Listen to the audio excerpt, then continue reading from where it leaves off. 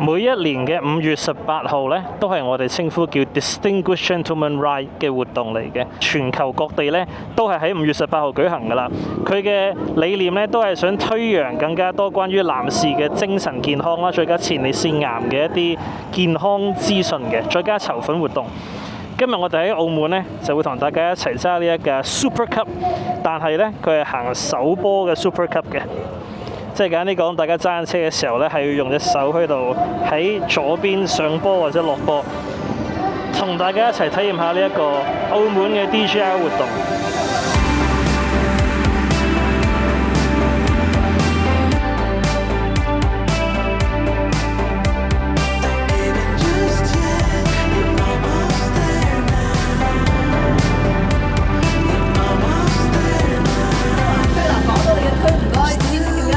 鼓掌啊！台山區、香港區，係啦，有佢故事嘅區。你好先，有睇你條槍啊！多謝。所以我就買咗架車啦。你買揸咩車啊？哦，48喎。我有睇過，做工嗰陣時睇過呢條片。多謝，多謝先。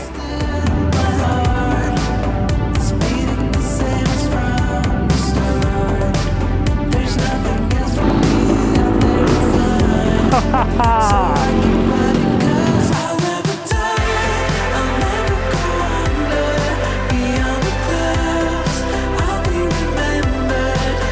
先，你每一年都有玩 DGR 㗎嘛？係冇錯。你有啲咩驅使你第一年開始玩咧？其實我第一年開始玩就係我啱啱響澳洲讀完書翻嚟啦，咁啊呢度冇乜朋友，咁我就開始買翻我細個嘅夢中情車，就係嗰個 Vespa， 買咗架車，跟住入咗一啲車會，跟住識到好多朋友咯。跟住車會佢不定時都有好多個活動，包括其中呢個DGR 係其中一個最大型嘅啦。enjoy 過一次之後，我覺得成個玩車嘅氣氛係非常之好嘅。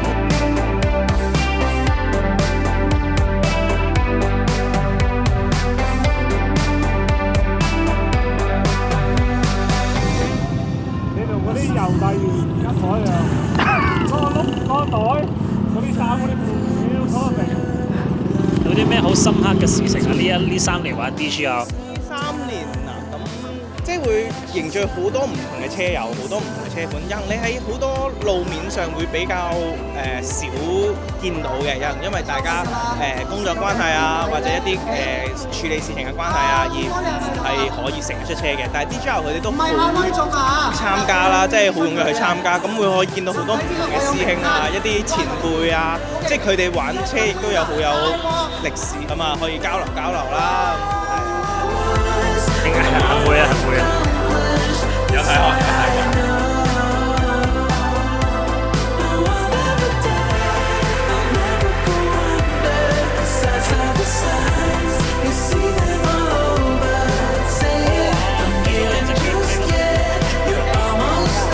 咁其實我哋澳門除咗 DGR 呢個咁大型嘅活動咧，其實唔同車係佢各自都有個小分會嘅。